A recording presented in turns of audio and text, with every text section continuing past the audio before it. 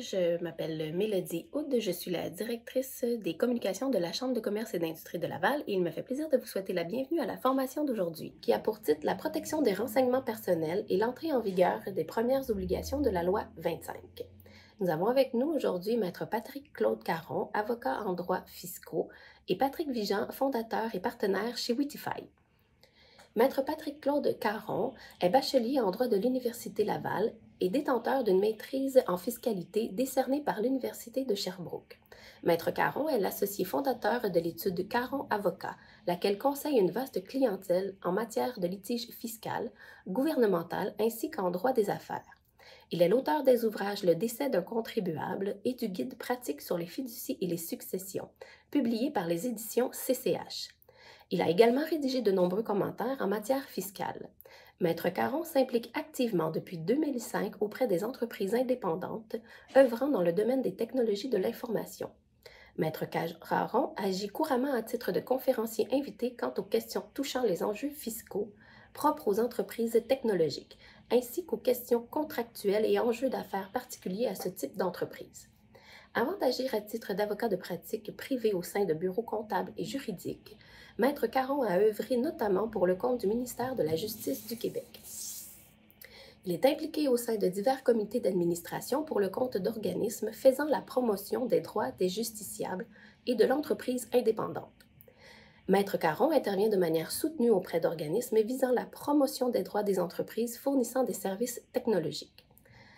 Maître Caron s'implique dans de nombreux comités d'intervention en matière d'affaires publiques touchant la promotion des droits de l'entreprise indépendante. Il siège actuellement sur le conseil exécutif de la Chambre de commerce et d'industrie de Laval à titre de secrétaire pour un mandat de 2 années.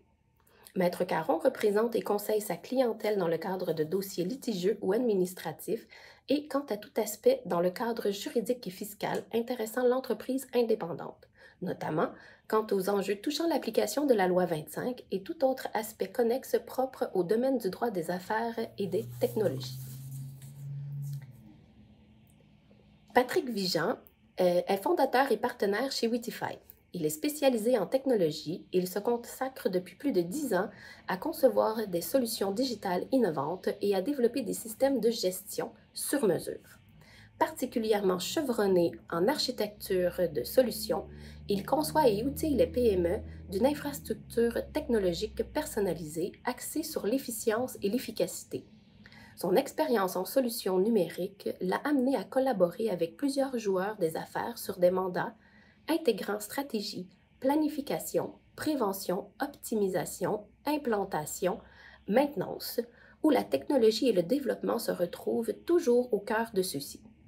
Enseignant le cours Web Analytique de 2e cycle au HEC, Patrick affectionne partager les dernières tendances numériques et garder un contact avec le milieu académique.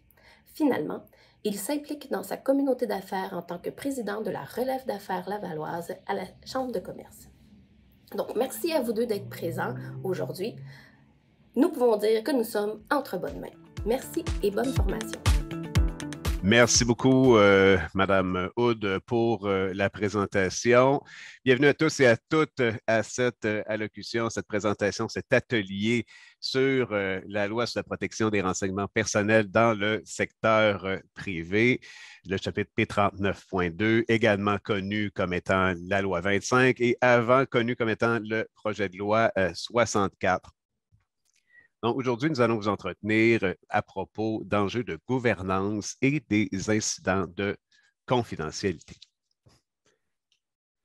Donc, bien entendu, notre atelier aujourd'hui est très, très vaste. Nous avons beaucoup de matière à vous livrer par rapport à un sujet d'actualité qui va toucher toutes les entreprises au Québec.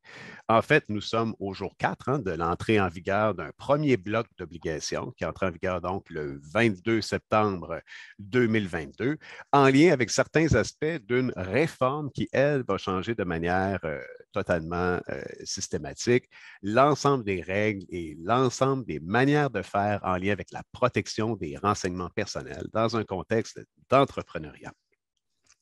Donc, on verra aujourd'hui des concepts qui sont intéressants, on va les approfondir, on va traiter de manière beaucoup plus pointue de certains enjeux et on verra qu'on va travailler dans un univers à géométrie variable. OK? Donc, évidemment, nous en sommes au premier balbutiement de ces règles-là. Bien entendu, on est à 4 jours là, de mise en vigueur. Il y a eu beaucoup de travail qui a été effectué par les intervenants préalablement à l'entrée en vigueur, mais sur le plancher, sur le terrain, on va en savoir de plus en plus. Donc, notre allocution aujourd'hui vous est présentée sur la base des connaissances qui sont disponibles maintenant et ça va évoluer au fil du temps, au fur et à mesure où les situations vont se présenter et au fur et à mesure où les cas vont se vivre sur le terrain. Donc, notre propos aujourd'hui va être tout de même à portée générale. On ne peut pas traiter de tous les cas dans toutes les situations, mais l'objectif de l'allocution va être de vous outiller d'une manière efficace, de manière à faire face aux obligations qui viennent tout juste d'entrer en vigueur.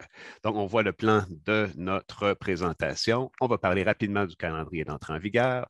On fera notre gros plan, comme promis, sur les enjeux d'incidents de confidentialité. Et également, je comprends que mon collègue aura un point à vous indiquer à ce stade-ci.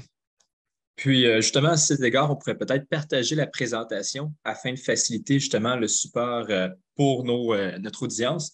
Donc, on va évidemment aborder vers la fin tous les points plus pratiques en termes d'infrastructures technologiques, comment que votre entreprise peut vraiment mettre des mesures faciles à mettre en œuvre, mais aussi accessibles pour vous, qui vont vous permettre vraiment de vous différencier et surtout d'être réglementaire parmi les normes de la loi 25. Merci beaucoup, Patrick, pour la clarification. Alors, on va commencer à attaquer le cadre normatif. Maître Caron, si je peux me permettre, je pense que la présentation n'est pas partagée en ce moment. Ah, bon, très bien, je vous remercie beaucoup, j'apprécie. Donc, je vais tout de suite voir je vais voir à régler cet enjeu-là. J'apprécie beaucoup. Très bien. Voilà.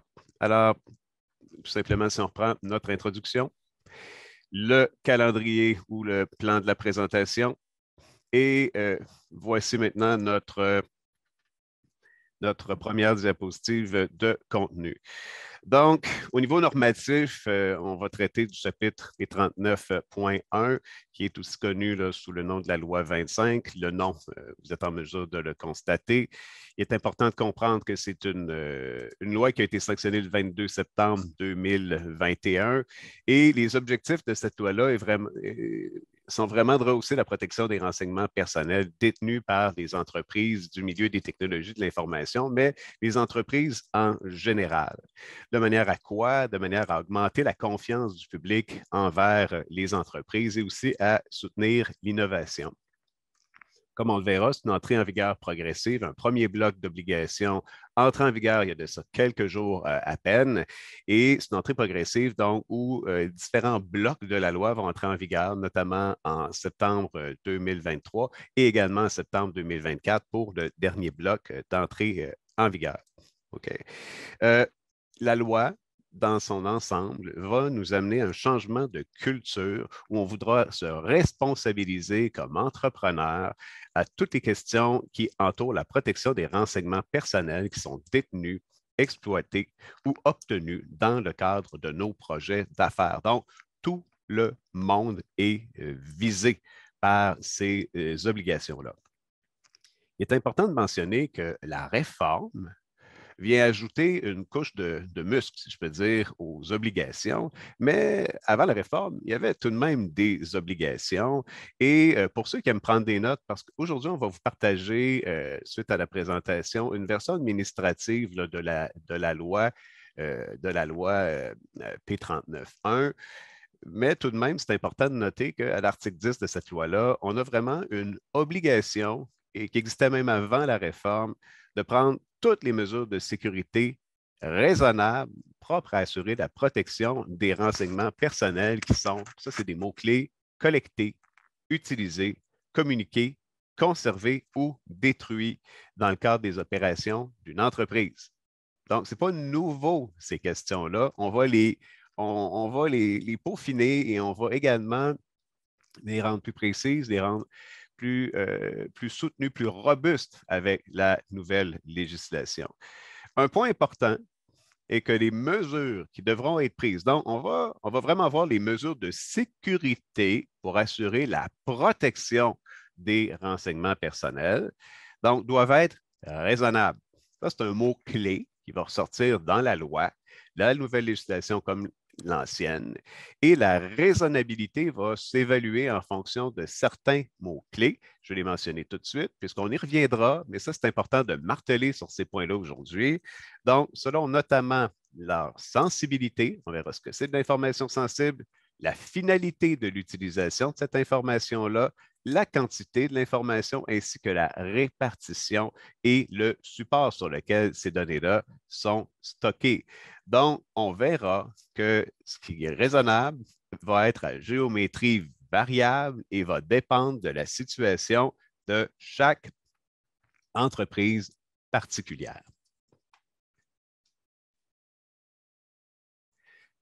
Au niveau du calendrier, notre survol, pour nous mettre en matière, on va beaucoup parler aujourd'hui, bien sûr, des obligations qui entrent en vigueur tout récemment, la désignation d'une personne responsable et également le fait d'informer la Commission de l'accès à l'information et certaines personnes qui seraient touchées par un incident de confidentialité qui est de nature à causer un préjudice sérieux. Donc, en passant ici, par rapport aux obligations de 2022, septembre 2022, ça a l'air tout simple comme ça, tel que présenté sur la diapositive, mais dans les faits, on verra, là, on a vraiment uniquement la pointe de l'iceberg. OK? Donc, ce qui se cache sous ces deux petits points simples, est beaucoup plus costaud que ce que les apparences nous révèlent. Donc, on verra en quoi et on verra de quelle manière se préparer, mais surtout de quelle manière maintenant, au-delà de la préparation, de quelle manière mettre en œuvre les obligations visées. On va survoler rapidement aussi les obligations qui sont dues pour septembre 2023, dans mesure de les voir. Donc, on va élaborer un cadre de gouvernance de protection des renseignements personnels. On va mettre beaucoup de chair autour de l'os. On va bonifier les informations qui sont transmises aux citoyens dans les occasions de collecte de leurs renseignements personnels. On va examiner les options de destruction ou d'anonymisation des renseignements. On devra procéder à l'évaluation de facteurs relatifs à la vie privée. Donc, c'est un terme qui va revenir souvent dans les allocutions qui auront lieu au cours des prochains mois, parce qu'évidemment, il y aura toujours des allocutions de la formation. C'est une matière qui est nouvelle, c'est une matière qui est importante également, qui est d'application quasi universelle, notamment au niveau des entrepreneurs. Donc, on en parlera vraiment beaucoup. Notamment lorsqu'on mettra en place des nouveaux mécanismes de collecte de données dans le cadre des opérations d'entreprise. Également, on parlera de l'obtention du consentement afin d'utiliser des informations à des visées commerciales. Donc, aujourd'hui, on verra quand même, par rapport à nos obligations de septembre 2022, qu'un certain cadre de gouvernance doit déjà exister. Il est caché, il est un peu en dessous d'une couche d'évaluation, mais donc, on a déjà théoriquement pour se préparer, parce qu'on présume qu'on s'est préparé à mettre en place les obligations de 2022, de septembre 2022, on a une forme d'ébauche de cadre de gouvernance qui pourrait être utile ou avoir son utilisation pertinente dans le cadre de la mise en œuvre des mesures de septembre 2023. Finalement, pour 2024, le dernier bloc sera notamment de voir à ce que l'information qui a été collectée à propos de différents particuliers puisse leur être remise, donc une forme de portabilité en fonction d'une demande spécifique. Donc, c'est une réforme en profondeur d'un secteur qui touche la quasi-totalité des entreprises du Québec. Pourquoi est-ce qu'on insiste autant souvent sur le traitement, sur ces questions-là, sur discuter des enjeux de protection des renseignements personnels? C'est parce que la loi 25 apporte avec elle des sanctions administratives et pénales qui sont très lourdes. Vous êtes en mesure de voir sur la diapositive l'ampleur des sanctions qui sont visées. On parle vraiment de montants qui sont très, très élevés. 50 000 maximum pour une personne physique qui exploite une entreprise, ça fait un gros trou dans le budget. OK? Bien entendu, 2 du chiffre d'affaires mondial. Les sanctions pénales sont encore plus élevées, donc c'est à caractère, c'est des sanctions que l'on constate lorsqu'il y aura des cas plus lourds, des situations beaucoup plus graves. On doit comprendre que ces sanctions-là s'appliquent en lien avec les obligations qui entrent en vigueur en date du 22 septembre 2022 et notamment en lien avec une conservation contraire à l'application de la loi des données obtenues de la part de personnes physiques et également qui ne prendrait pas les mesures de sécurité visant à assurer la protection des renseignements personnels et qui ne déclarerait pas un incident de confidentialité, on va en parler tout à l'heure amplement, qui se rapporte à une situation qui touche des données ou des informations qui doivent être protégées. Donc, c'est pour ça que l'on doit vraiment s'affairer et se poser des questions, faire un travail sérieux parce que la loi a un certain mordant. Bien entendu, il y aura des notions de proportionnalité. Il n'y a pas eu encore de sanctions, à ma connaissance, qui ont été appliquées à qui que ce soit, mais ça fera partie d'un axe contentieux, certainement, qu'il faudra surveiller, s'assurer de respecter la loi et d'éviter les sanctions qui s'y rattachent, qui sont importantes. Maintenant, on va s'attaquer au vif du sujet du jour. On va faire un gros plan sur nos obligations qui sont entrées en vigueur le 22 septembre 2022. Donc, on le constate, on l'a vu un peu tantôt, on doit avoir une fonction de responsable de la protection des renseignements personnels ou de déléguer cette fonction-là par écrit. On y reviendra dans une seconde. Et également, aviser la commission dans le cas de la survenance d'un incident de confidentialité qui implique un renseignement personnel présentant un risque sérieux de préjudice. Un registre doit être également tenu. Donc, la première obligation est relativement simple et facile à suivre au point de départ. Essentiellement, on doit désigner un responsable de la protection des renseignements personnels au sein de l'entreprise. Ce qui est important de comprendre, c'est qu'il y aura une personne qui va être par défaut, en principe, la personne qui a la plus haute autorité dans l'entreprise, mais il y a aussi une possibilité de déléguer. Et comme on l'indiquait tout à l'heure, ça doit être fait par écrit. Ça peut être délégué à l'interne, peut être délégué à l'externe également. Une obligation importante qui se rattache sera d'informer le public de l'identité de la personne ou du répondant en matière de protection des renseignements personnels au sein de l'entreprise. Donc, de quelle manière est-ce qu'on fait ou de quelle manière doit-on procéder pour informer le public, notamment, comme on le voit, c'est par le biais d'un site web. Donc, il y a des mentions légales maintenant qui doivent être indiquées, pas seulement maintenant, mais en fait particulières à la mise en œuvre de la loi 25, qui doivent être indiquées sur les sites web en lien avec justement la désignation du responsable. Donc, pour toute question en lien avec les protections des renseignements personnels, veuillez nous contacter à telle adresse et on indique le nom de cette personne-là. Si on n'a pas de site web, tout autre moyen pertinent ou qui permet d'identifier ou de nommer une personne responsable sera approprié. On pourrait penser, par exemple, des indications dans les conventions de service avec nos clients. Donc, pour les questions de protection des renseignements personnels, on contacte X, Y personnes au sein de l'entreprise, et etc., que ce soit dans d'autres, dans des formulaires, des pamphlets, d'autres documents qui nous permettent de documenter cette nomination.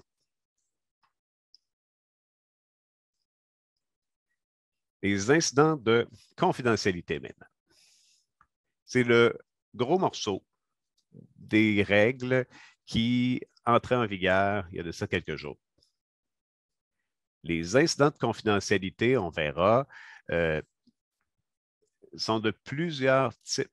Il y a des types qui sont sujets à une divulgation à la Commission d'accès à l'information possiblement aux personnes concernées par l'incident de confidentialité, mais dans certains autres cas, ce n'est pas nécessairement exactement dans ce sens-là que la loi doit se comprendre, doit se lire. Donc, on va examiner un peu le fonctionnement de la nouvelle mécanique légale en cas d'incident de confidentialité. Dans un premier temps, dans tous les cas d'incident de confidentialité, qu'ils soient divulgables ou non, on y revient tout à l'heure, on va en parler en détail, il y a une obligation, OK, par rapport à un incident de confidentialité qui touche un renseignement personnel, de prendre des mesures raisonnables pour diminuer les risques qu'un préjudice soit causé et éviter de nouveaux incidents. Donc, ça ici, c'est toujours obligatoire par la loi. Donc, on doit prendre des mesures raisonnables. On doit faire quelque chose. Et on va en parler comment on réagit à un incident de confidentialité. On va vous donner, bien sûr, des indications à cet effet-là. Mais la première obligation, c'est lorsqu'on a un incident de confidentialité, on doit prendre des mesures raisonnables. Et on regardera un peu plus tard la notion de raisonnabilité, mais point important, c'est toujours une question de moyens par rapport également à la situation de sensibilité et à la problématique que peut apporter la divulgation plus large de ces informations-là. Maintenant, on a une obligation d'aviser la Commission d'accès à l'information et les personnes concernées de tout incident de confidentialité qui implique un renseignement personnel qui présente un risque sérieux de préjudice. Et on doit tenir un registre dans tous les cas, que ce soit dans le cadre d'incidents de confidentialité qui ne sont pas en soi assujettis à une obligation de déclaration formelle à la Commission d'accès à l'information ou aux personnes concernées. On doit dans tous les cas tenir un registre des incidents qui, lui, pourra être et devra être fourni à la Commission d'accès à l'information sur demande. On verra également le contenu de ce registre-là. Alors, ça va nous amener à nous poser des questions fondamentales. Qu'est-ce qu'un incident de sécurité? C'est toujours bon à savoir. Et quand un risque de sécurité va emporter un risque sérieux de préjudice et une obligation de déclaration aux autorités concernées.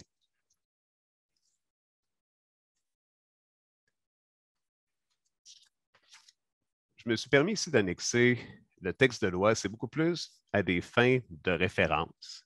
Donc, évidemment, la diapositive est compacte, mais ce qui est important de constater au niveau des obligations que la loi nous impose, c'est qu'on aura une problématique ou un enjeu de captation d'un incident.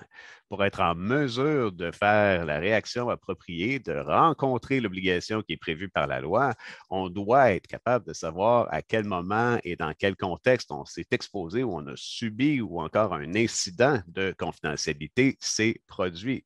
Donc, il y a une réelle question qui se pose ici. Je vais tout de suite amener le fait qu'on doit mettre en place un système qui permet de déceler la présence d'un problème, forcément.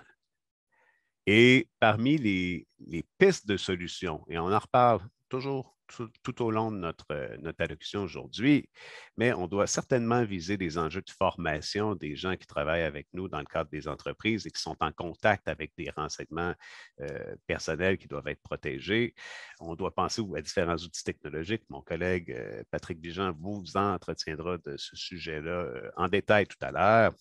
Et on doit toujours penser à mettre en place des mesures qui sont raisonnables selon l'entreprise. Donc, une entreprise de 6 personnes avec un certain chiffre d'affaires ne sera peut-être pas tenue d'avoir nécessairement le même niveau de structure en lien avec la prévention et l'évitement des incidents de confidentialité et la protection des renseignements personnels qu'une entreprise dont les ventes se chiffrent en plusieurs centaines de millions de dollars. Donc, c'est À géométrie variable, encore une fois, c'est une notion de raisonnabilité. Et bien sûr, on verra qu'il y a des vases communicants en fonction, par exemple, et on en traitera tout à l'heure, on en parlera vraiment plus amplement tout à l'heure, en fonction, par exemple, du type de risque, de la quantité des données, d'autres enjeux paramétriques qui pourront influer sur ce qui est raisonnable dans les circonstances. Qu'est-ce qu'un incident de confidentialité? Alors, on va adresser cette question-là de manière générale. On va tous se placer sur un même pied, même point de départ. On va voir ce que la loi nous dit. C'est la meilleure manière d'être au bloc de départ tous ensemble. Donc, ce que la loi nous indique, c'est qu'un incident de confidentialité sera notamment l'accès non autorisé par la loi à un renseignement personnel, l'utilisation non autorisée par la loi d'un renseignement personnel, la communication non autorisée et la perte. On revient à notre idée de captation, super important, il faut être capable de capter ça. Maintenant, quand on parle d'un accès non autorisé, ça veut dire quoi ça en français? Ça veut dire le fait, dans le cadre de nos opérations d'affaires, qu'on soit exposé à une collecte d'informations. On collecte une information, donc c'est ce genre d'accès-là, on y accède, on la prend. OK? Et ce qui serait non autorisé, c'est par exemple une information personnelle qui n'est pas utile aux fins, par exemple, du dossier qui nous était confié par un client donné. Par utilisation, on entend quoi? C'est le fait d'utiliser vraiment dans les faits le renseignement autre que la raison pour laquelle on a collecté l'information. Je donne un exemple.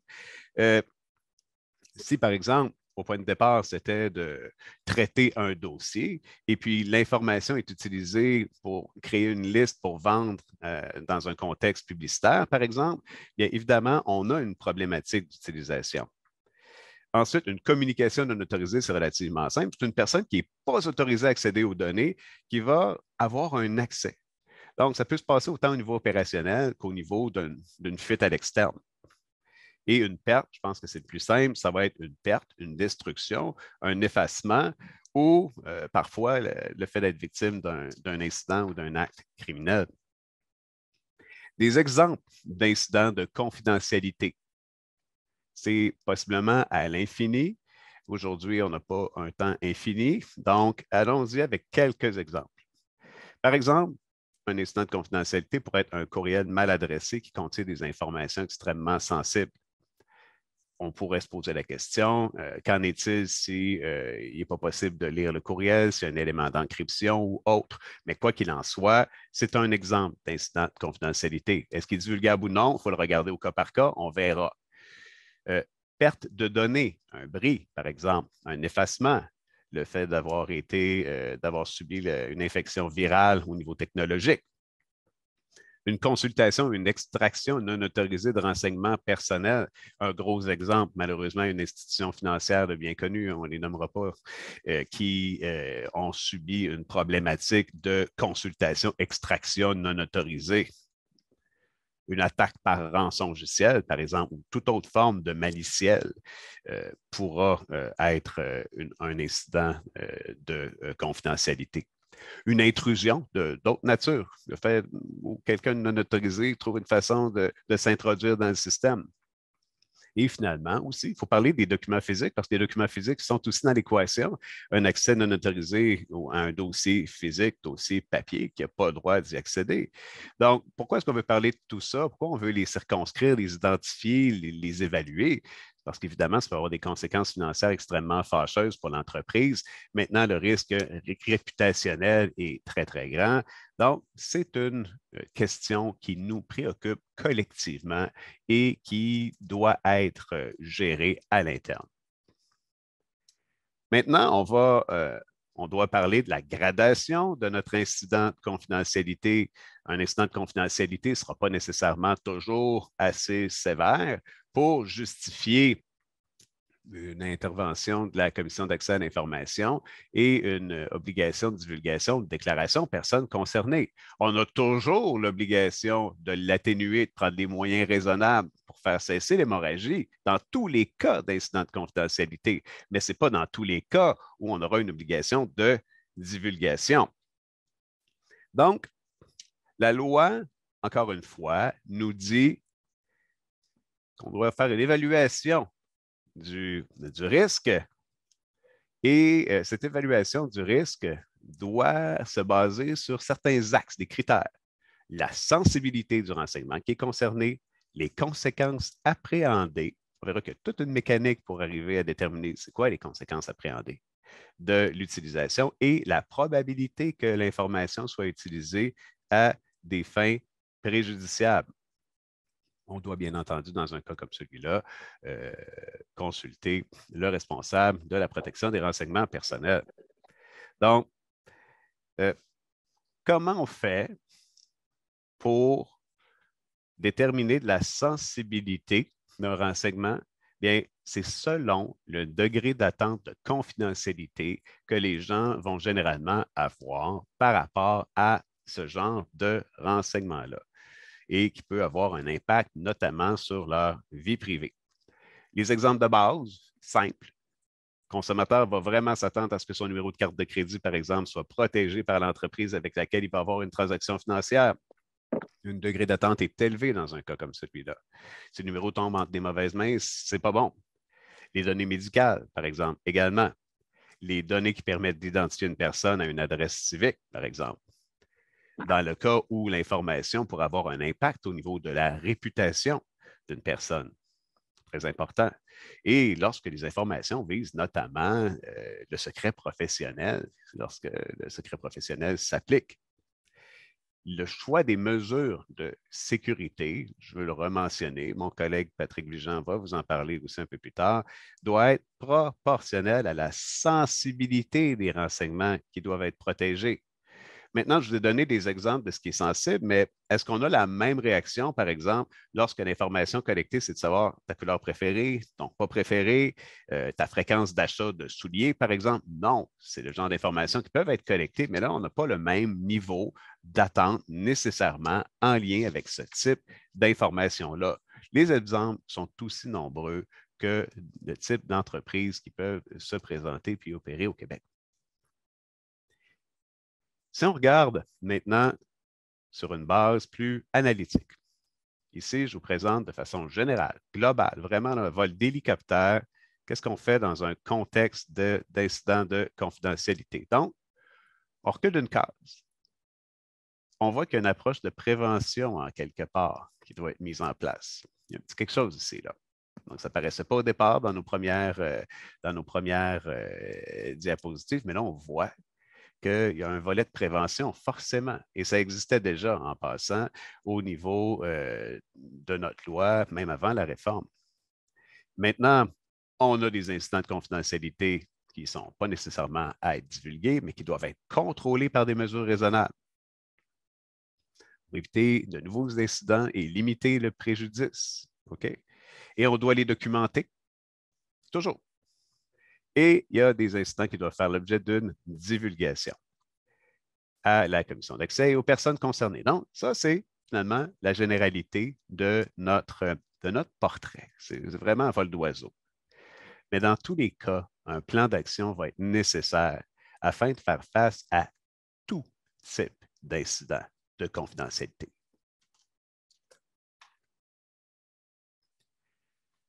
La prévention des incidents de confidentialité. C'est sûr qu'on a une obligation, on est responsable, on a des devoirs, il y a des sanctions. Alors, on va parler de prévention. La prévention, c'est quoi? On en a parlé un petit peu jusqu'à date.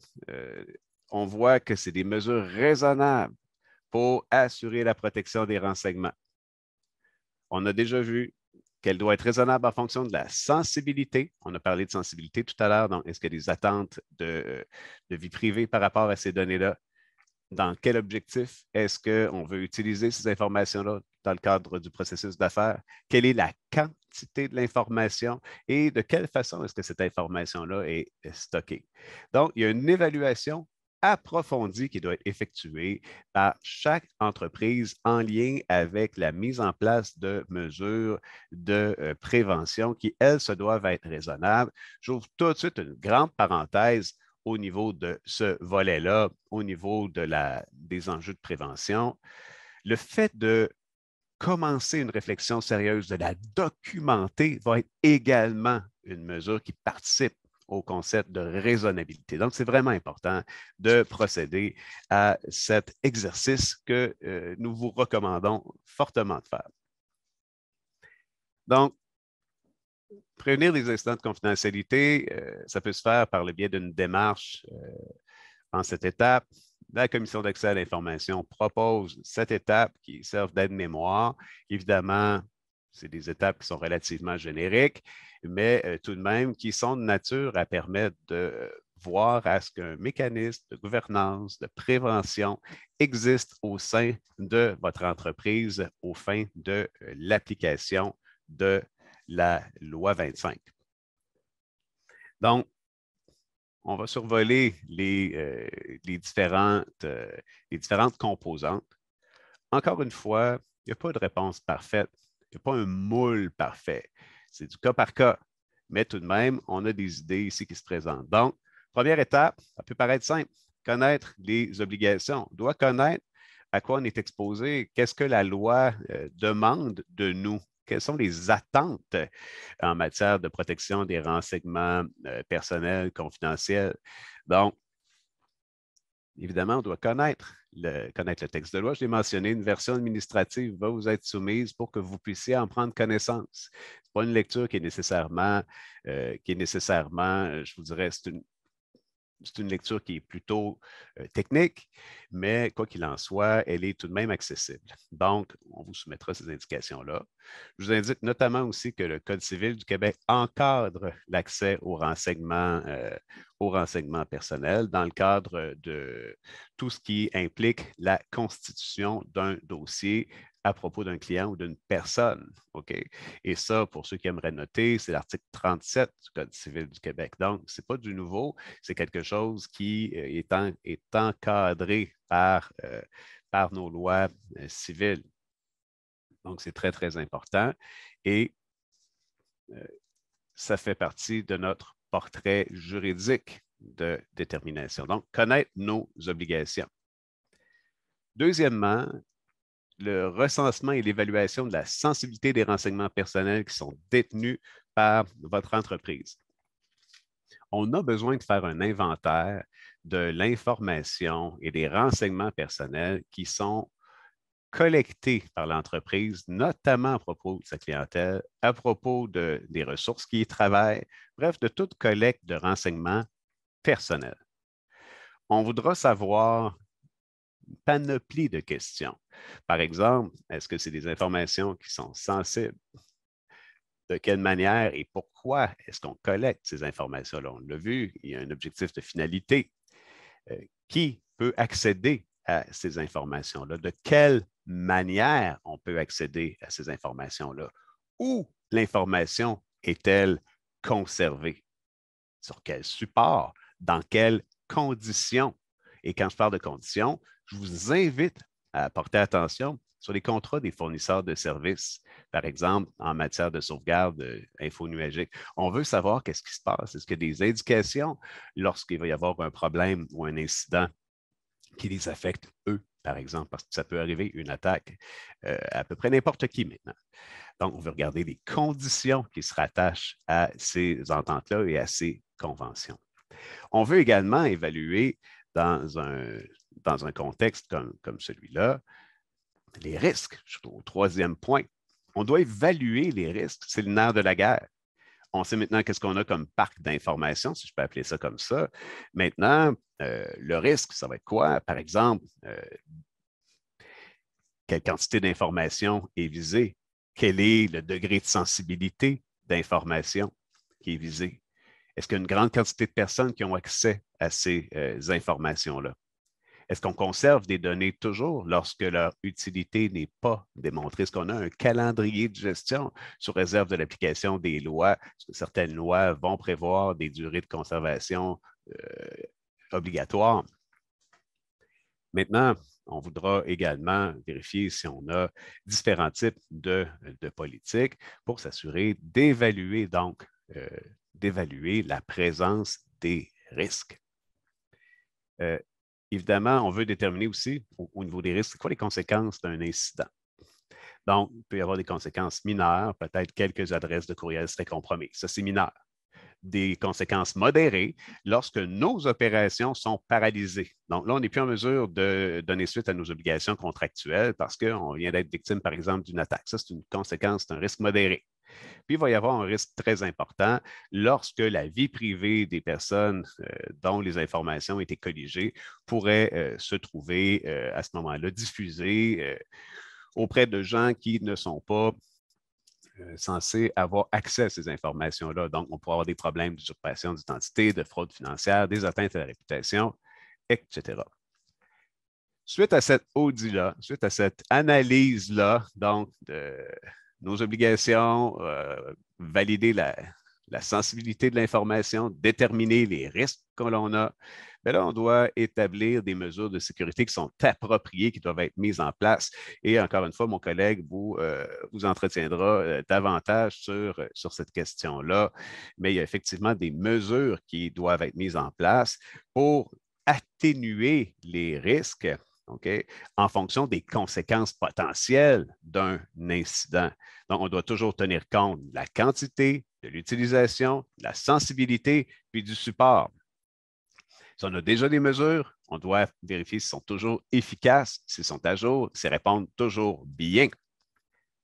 Ici, je veux quand même vous donner des idées pratiques très importantes, je crois. Donc, il y a des mesures tactiques qui doivent être prises. On doit certainement réviser un plan d'action annuel au niveau des mesures de sécurité à mettre en place. On voudra former, sensibiliser les ressources qui travaillent au sein de l'entreprise.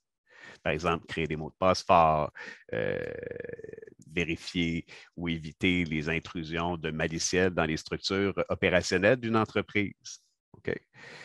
On voudra également limiter les accès le plus possible aux gens seulement en fonction de leur nécessité, need-to-know basis. Selon la taille de l'entreprise, ce serait bon de constituer un réseau de répondants, des gens qui seront en mesure de pouvoir gérer des situations en cas d'incident de confidentialité. Ils vont pouvoir offrir des conseils en lien avec la mise en place de ces mesures de sécurité-là. On devra élaborer des modèles, par exemple, des modèles types par rapport à la collecte des renseignements personnels, par rapport à des engagements de confidentialité, des ententes de non-divulgation, etc. Donc, et ces documents-là devront être révisés périodiquement. Au niveau des mesures physiques, au niveau des mesures de sécurité, c'est sûr qu'il faut contrôler les accès à la documentation, que ce soit la documentation physique, papier, documentaire, la documentation qui est détenue sur un support informatique, par exemple des serveurs ou autres infrastructures. Donc, il y a vraiment des obligations et des démarches qui doivent être prises. On les documente. J'insiste, la documentation va être vraiment extrêmement importante dans un contexte de raisonnabilité. Il y aura des mesures techniques, mon collègue vous entretiendra. On voudra déployer, comme cinquième item, les mesures de sécurité prévues.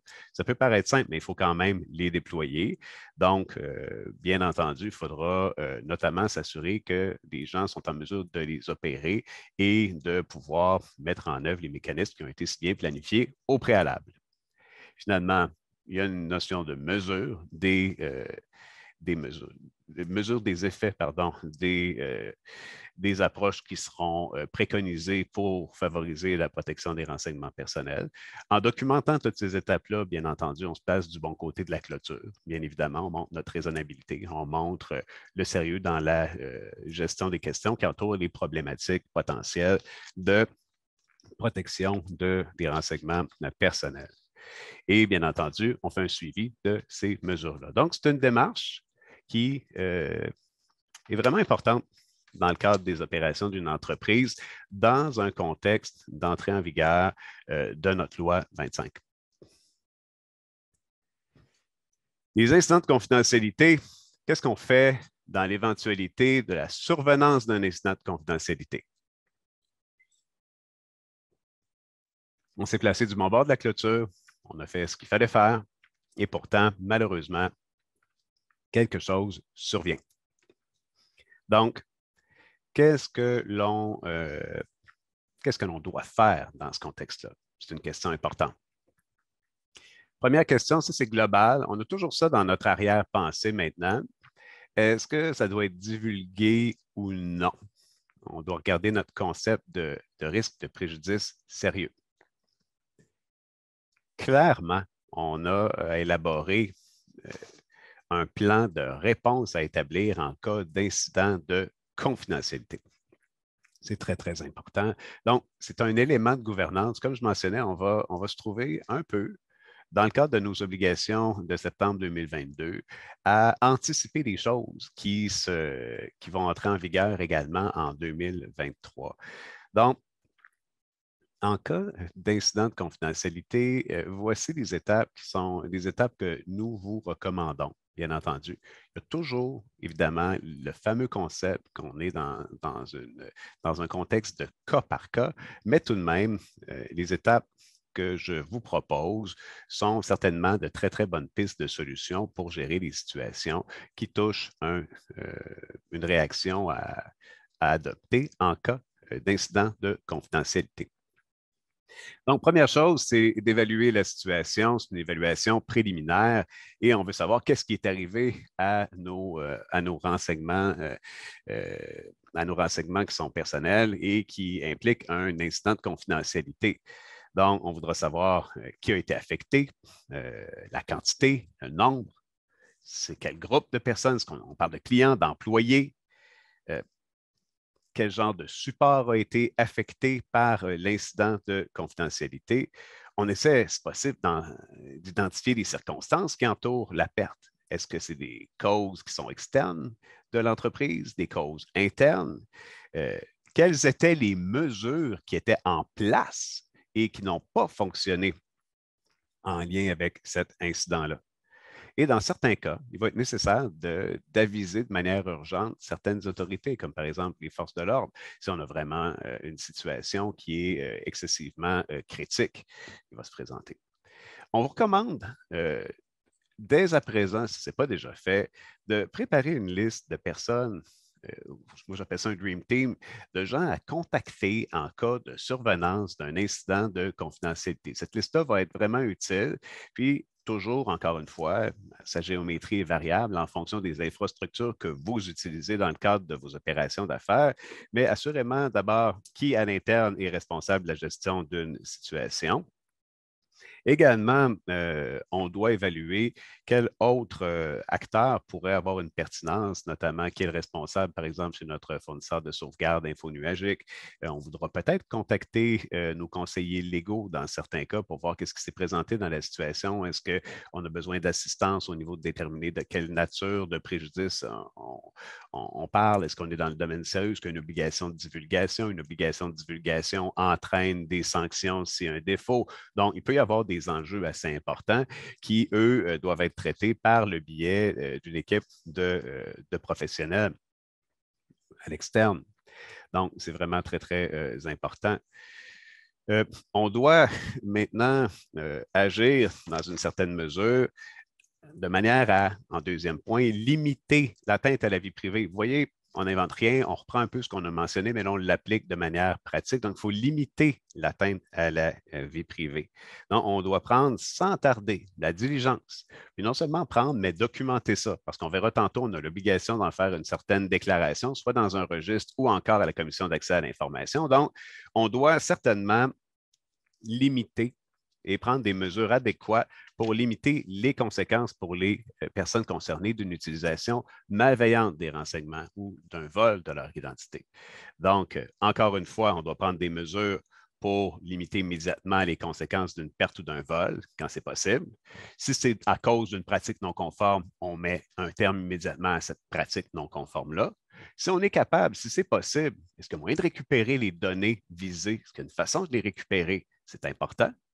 Dans certains cas, on pensera à révoquer des mots de passe s'il y a eu des intrusions non autorisées, notamment, ou des codes d'accès informatiques. Et on voudra rapidement intervenir pour contrôler les lacunes dans les systèmes de sécurité. Et encore une fois, mon collègue vous parlera davantage d'autres éléments. Ça transpirera de son volet de présentation. Maintenant, les risques, notre fameux préjudice sérieux, on va les évaluer.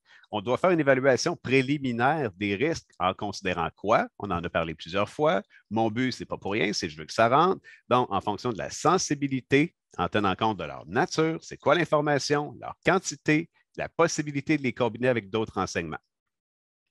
Donc, évidemment, on veut voir c'est quoi le contexte de l'incident pour évaluer nos risques.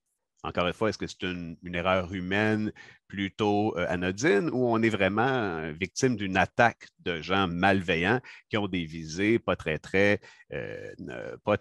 aimables à l'endroit des informations?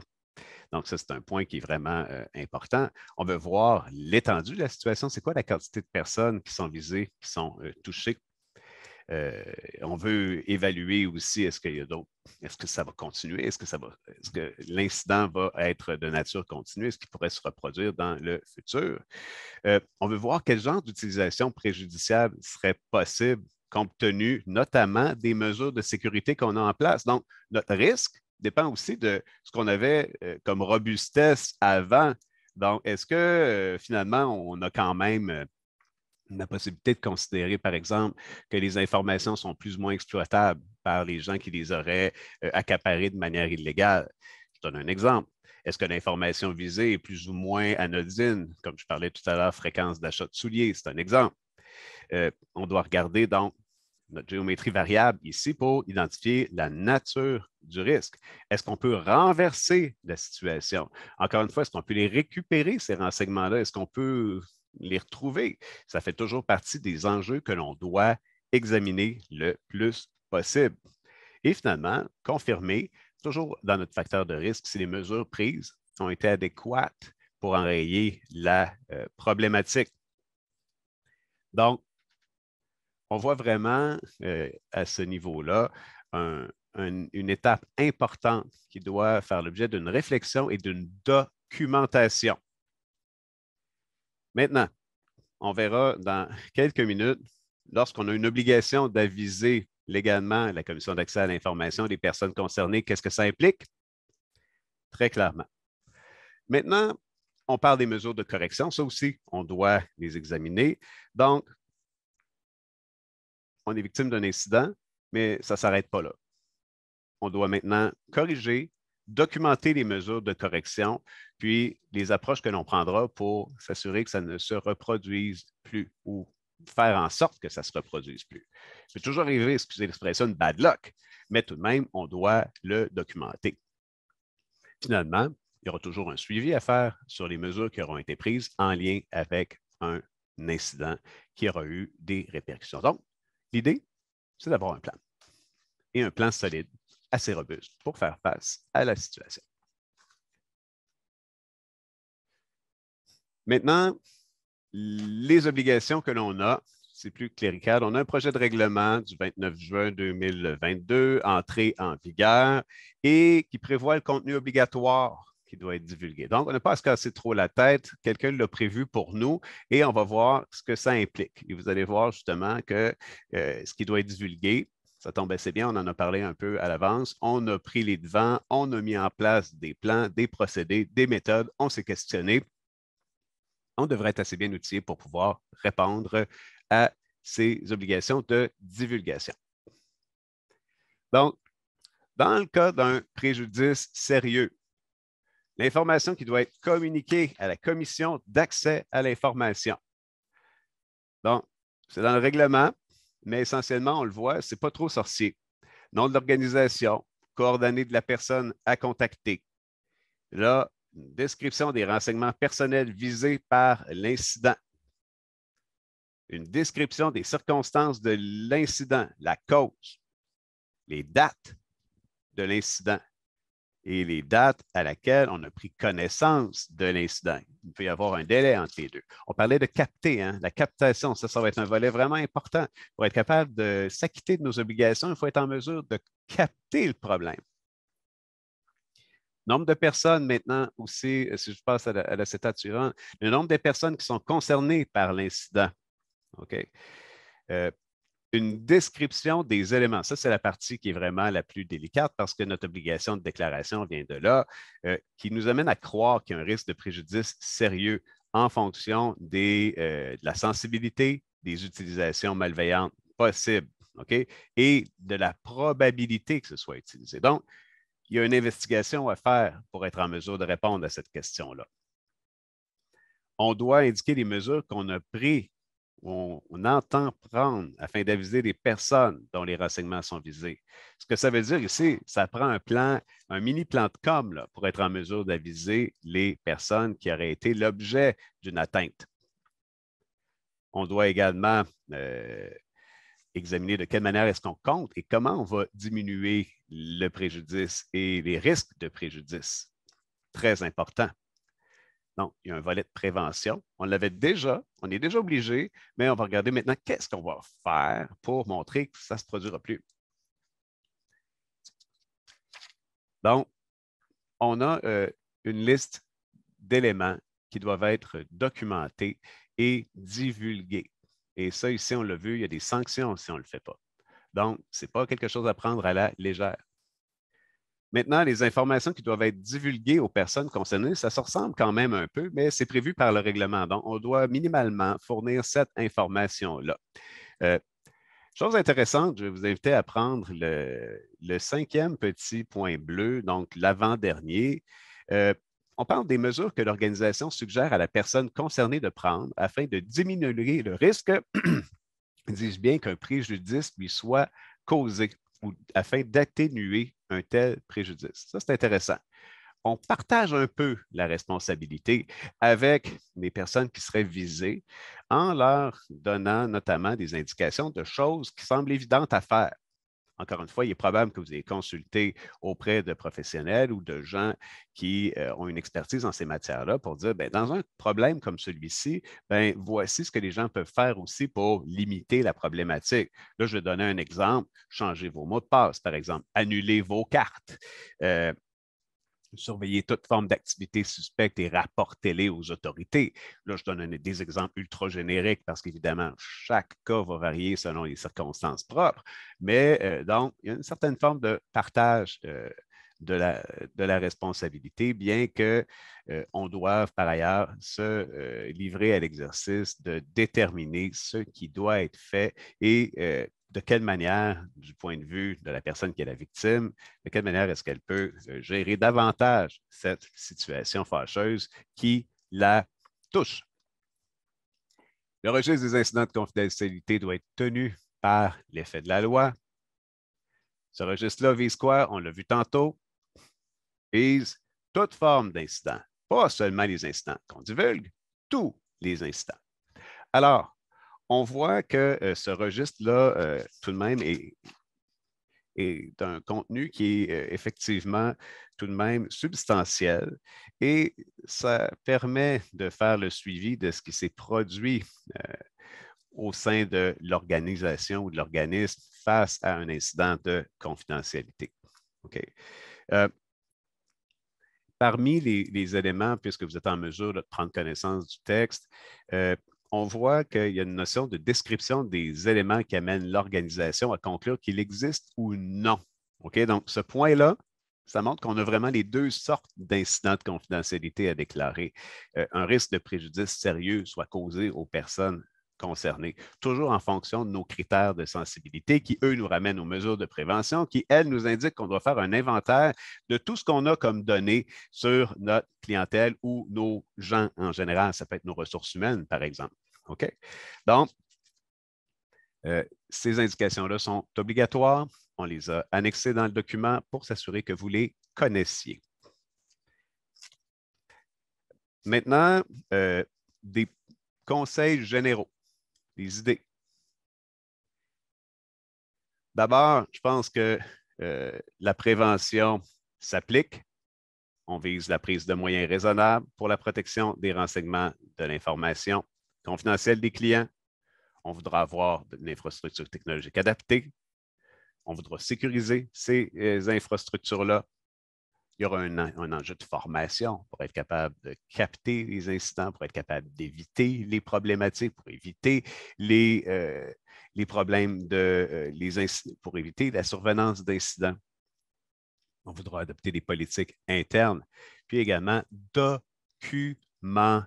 compléter les démarches mises en place. Ça prend un beau cartable, au minimum, de démarches qui permettent d'assurer le respect des obligations de la loi. C'est avec ça, éventuellement, que l'on aura l'occasion de montrer patte blanche aux autorités si nécessaire. Il y a d'autres conseils pratiques à connotation plus technologique, n'est-ce pas, Patrick Bijan? Tout à fait. Donc, sans nécessairement rentrer dans la complexité d'une infrastructure technologique pour cette diapositive, mais l'idée, c'est que plusieurs choses qu'on peut mettre en place très facilement pour mitiger du moins certains dommages possibles, être d'avance à prévenir justement certains dangers. Donc, au niveau du site web et du serveur, premièrement, on sait désormais avoir une protection, un protocole HTTPS, comme c'est dit, c'est tout simplement le minimum. Ça assure que si on est sur des réseaux publics ou s'il y a des interactions en différentes informations, celles-ci vont rester protégées. De la même façon, on voit beaucoup d'entreprises qui ont des sites web. Parfois, ça peut être des WordPress, des Wix sur mesure, mais vraiment l'un des principaux dangers pour les sites web, surtout lorsqu'on récolte des données, c'est le fait de ne pas faire de mise à jour régulière. Alors, le nombre de dépendances sur lesquelles on se repose est énorme. Donc, si on ne fait pas de mise à jour par rapport à celle-ci, ça augmente grandement le chance qu'il y ait des failles dans certains des systèmes avec lesquels on interagit. Donc, justement, des problématiques à ce niveau-là. Et finalement, quelque chose d'aussi simple que d'avoir un pare-feu. Alors déjà, c'est trois bonnes pratiques. Lorsqu'on a un site web, on a un serveur, mais aussi en tant qu'usager d'une entreprise, c'est important nous-mêmes d'intégrer certaines bonnes pratiques. La première chose, souvent, ce qu'on va voir, c'est que en tant qu'utilisateur, on a accès à beaucoup de services. Alors, par exemple, on a peut-être un service pour notre infolettre, un service pour se connecter à notre ERP, pour contrôler notre CRM, pour contrôler notre site web. Et ce qui se passe souvent, c'est que certaines personnes vont dire, bon, j'ai un mot de passe commun, il peut être relativement sécuritaire, on a même quelques variantes de tout ça, sauf que si le mot de passe, soudainement, et il y a une faille, donc quelqu'un l'apprend, c'est possible qu'il a été volé, on a un grand problème dans l'ensemble des services. Généralement, une des meilleures pratiques, c'est d'avoir ce qu'on appelle un password manager. Donc, il y en a plusieurs versions qui existent sur le net. Ça permet de s'installer autant sur l'ordinateur, sur le web que sur les applications mobiles. L'idée, c'est qu'on a un mot de passe central extrêmement sécuritaire qui a besoin généralement d'une authentification à double, justement, device. Puis, une fois qu'on a accès à ce password manager, on peut générer des mots de passe extrêmement sécuritaires, donc des chaînes complexes, longues, mais qui vont être différentes pour chacun des sites. Donc, un mot de passe to rule them all, comme on dirait. Et ensuite, on s'arrange pour avoir une sécurité beaucoup meilleure, gérer les permissions, partager les mots de passe de façon contrôlée. De la même façon, lorsqu'on navigue justement en tant qu'usager, il faut le faire sur des réseaux privés. Dès qu'on est comme par exemple dans des cafés, ça peut être en allant à des écoles, des institutions. Oui, celles-ci peuvent être renommées, mais la réalité, c'est qu'un Wi-Fi public permet parfois d'accéder à l'information des autres personnes, surtout si on ne navigue pas sur des sites HTTPS. Donc, la bonne pratique, dès qu'on veut accéder à des informations confidentielles ou qui peuvent être sensibles, comme c'était si bien soulevé, c'est de le faire à travers des réseaux Wi-Fi privés et finalement quelque chose d'aussi simple qu'un antivirus. Parce que la réalité, c'est qu'il y a beaucoup plus de virus qui parfois sont en dormance dans nos ordinateurs qu'on le réalise. Et à moins vraiment d'avoir une investigation complète de l'ordinateur, c'est très difficile de le détecter. Alors, une des formes, par exemple, de virus qui pourrait exister qui est assez dangereux, c'est un keylogger. Alors, un keylogger, j'utilise l'anglicisme, mais permettrait d'enregistrer chacune des touches. Alors, soudainement, on a beau avoir des mots de passe très sécuritaires, on se rend compte que toutes les touches, tous les courriels, tous les messages, toutes les informations qu'on rentre peuvent être enregistrées par une tierce partie qui a des intentions malicieuses. Donc, s'assurer de prévenir justement l'entrée de virus, c'est la façon la plus facile d'éviter des fuites sur lesquelles on n'a même pas la capacité parfois de capter le fait qu'il y a eu un incident comme si c'était si bien abordé. Puis finalement, ensuite, dans tous les types de transactions de communication d'informations, c'est important de le faire avec des services dédiés. Alors, lorsqu'on parle des courriels sécurisés, parfois, tout simplement, écrire un courriel, oui, ça a une certaine forme de sécurité, mais c'est encore mieux lorsque des services externes qui peuvent, disons, intégrer des pièces jointes. Parfois, lorsque des messages sensibles, on veut rajouter des mots de passe qui sont envoyés à travers un autre outil de communication. Donc, le but, c'est vraiment toujours d'avoir un certain pragmatisme. On ne va pas non plus commencer à envoyer un mot de passe par texto pour chacun de nos courriels envoyés. Mais lorsque des informations sensibles, c'est important de pouvoir prendre les mesures nécessaires et qui sont surtout accessibles. Donc, ceci dit, en entrant dans la partie plus technologique, si le temps nous le permet, j'ai laissé la peine à mon collègue de terminer la section juridique. Merci beaucoup, Patrick, pour ces informations-là. On voit vraiment le fait qu'il est possible de mettre en place des mesures qui favorisent la protection des renseignements personnels. Et encore une fois, c'est toutes des mesures qui se documentent et c'est vraiment extrêmement important ce que je mentionne ici. Donc, encore une fois, toujours au niveau des pistes d'approche, je vais attirer votre attention sur le 6e point. On a traité d'une manière ou d'une autre dans le cadre de l'allocution des premiers points, des 5 premiers points. Je pense qu'il est vraiment important, et ça, c'est pour tout le monde, de développer une culture d'entreprise qui va être orientée sur la protection des renseignements personnels, des données confidentielles. On va vouloir intégrer des aspects de formation continue, puis aussi faire en sorte que ce sujet-là soit un sujet d'actualité au sein des entreprises, notamment dans le cadre des réunions d'équipe, dans le cadre d'activités qui sont à caractère plus courante au sein d'une entreprise. Donc, on doit avoir vraiment une culture, une manière de voir la protection des renseignements personnels comme c'est vraiment quelque chose, et c'est le cas en passant, de précieux, de sensible, et dont la protection en cas de problématique va entraîner des conséquences très, très graves sur l'entreprise et aussi sur les personnes concernées. Les idées sont nombreuses, les exemples, on a vu des fuites graves au niveau de données financières, au niveau de données confidentielles par rapport à l'utilisation de certains services. Et dans un contexte comme celui-là, eh bien, c'est une culture d'entreprise qui doit être mise en place de manière claire. Protection des renseignements personnels. Prime. Maintenant, le fameux plan d'action, l'établissement d'un plan d'action en cas d'incident, c'est un must. OK? Ça va nous prendre une réaction structurée. On a vu, on a des obligations d'agir. On voit qu'il y a une certaine notion de diligence. Ça veut dire qu'on ne peut pas rester figé comme la lumière dans les yeux du chevreuil. On doit bouger lorsque ça survient. C'est un incident de confidentialité. Donc, un bon plan, mais vraiment un plan détaillé là, que tout le monde peut suivre assez facilement, va être essentiel au sein de nos organisations, de nos entreprises, toujours raisonnable en fonction de la nature des informations et des différents enjeux qui s'y rattachent. On a vu, il y a différents critères selon la sensibilité, la quantité, le support, etc. On en a parlé ad nauseam aujourd'hui. On veut une liste d'intervenants clés. Ça, j'insiste, mais c'est vraiment important. On a une liste de numéros de téléphone à contacter. OK? Consultant en sécurité, juriste, les communications. Parfois, on n'aura pas le choix d'avoir besoin d'un service de com. La police, parfois, c'est important. On ne veut pas corrompre une situation. Donc, ça veut dire si on doit parfois intervenir rapidement pour faire en sorte que la preuve ne soit pas altérée, détruite ou perdue. Des fois, ce n'est pas nécessairement la meilleure chose à faire, mais généralement, comme règle de pouce, il faut y penser. Penser à contacter nos fournisseurs d'hébergeurs de données, nos services informatiques d'architecture. Bref, on ne veut pas chercher, on veut réagir rapidement et, j'insiste, on documente tout ce qu'on fait. C'est ça notre preuve.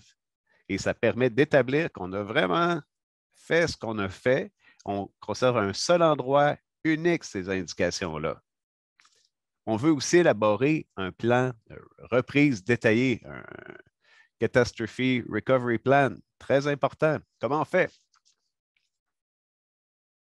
Maintenant, je vais vouloir céder la parole à mon collègue Patrick Vigent pour des conseils pratiques pour poursuivre, mais du point de vue des enjeux technologiques, on parlait que notre nouvelle législation vise à soutenir l'innovation notamment, mais on va voir en quoi, d'un point de vue plus technologique, ces enjeux-là se répercutent ou se reflètent en pratique. Alors, Patrick.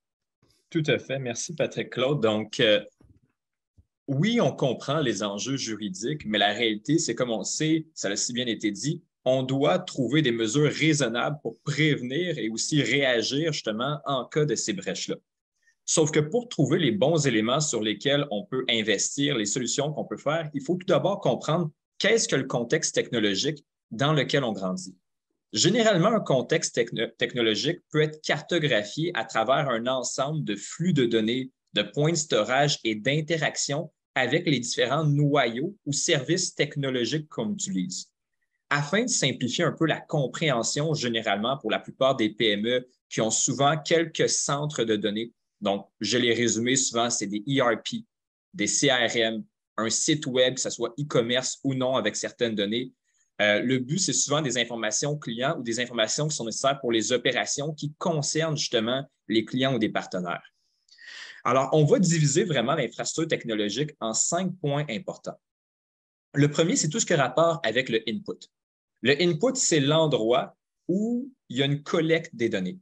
La collecte des données peut être faite à travers une information qui a été entrée de façon autonome par le client, l'utilisateur. Donnons l'exemple d'une infolettre, d'un formulaire à travers un site web, à travers un portail client pour s'inscrire, ou encore à travers une tierce partie ou même un employé. Donc, je donne un exemple. Quelqu'un arrive dans le magasin, on veut lui créer une fiche client, donc l'inscrire à notre ERP. On va demander ces informations, par exemple, prénom, nom, peut-être courriel, téléphone et autres. Le point, c'est que désormais, le input peut passer aussi par une partie humaine. Donc, oui, à la fin, elle peut se retrouver dans une base de données technologique, mais elle peut avoir fait l'objet de différents points d'intermédiaire à travers cette chaîne-là pour finalement se retrouver dans ce qu'on appelle le storage.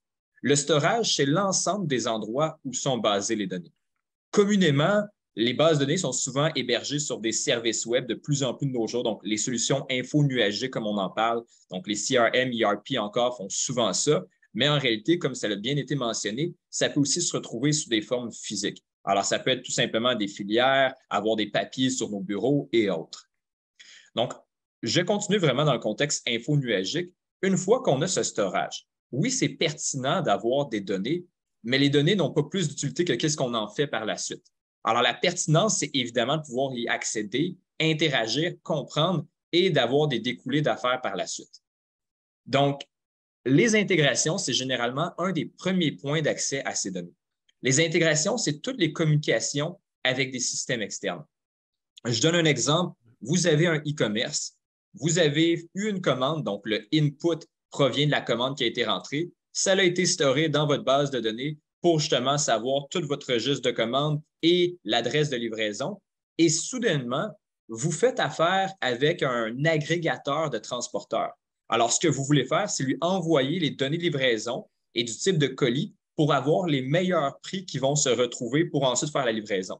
Sauf que lorsque vous communiquez ces informations à travers une intégration qui est peut-être manuelle ou automatisée, soudainement, vous venez de partager des données qui peuvent être considérées sensibles. On parle de l'adresse de livraison, oui, un type d'achat, mais surtout les informations personnelles de la personne pour vous avoir des usages d'affaires, soit prédire un prix et des délais raisonnables pour venir lui livrer son colis.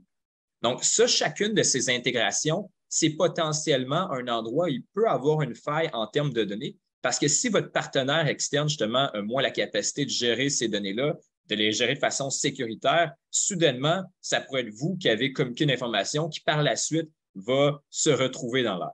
On va y revenir plus tard. Le quatrième point, c'est les accès. Donc, ça, c'est toutes les permissions permettant l'interaction avec les données.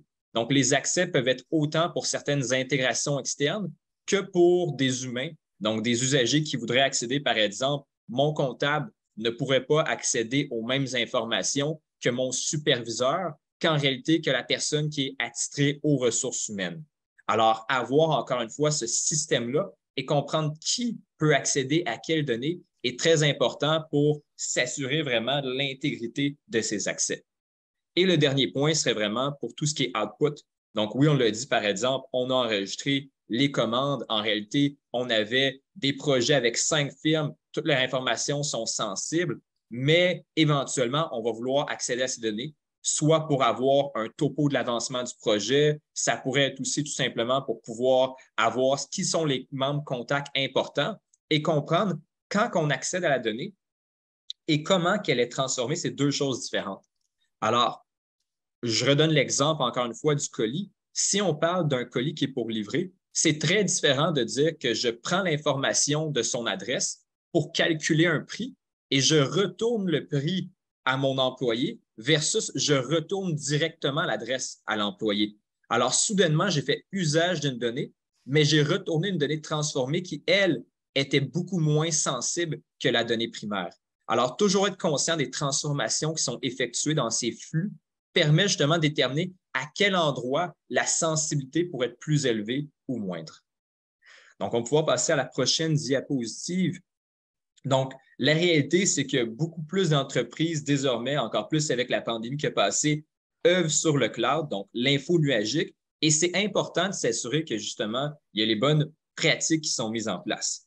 Alors, de façon très rapide et brève, tout ce qui est justement connexion SSL, avoir des clés 256 bits ou plus, le point, c'est de dire qu'on veut une connexion sécurisée pour accéder au cloud.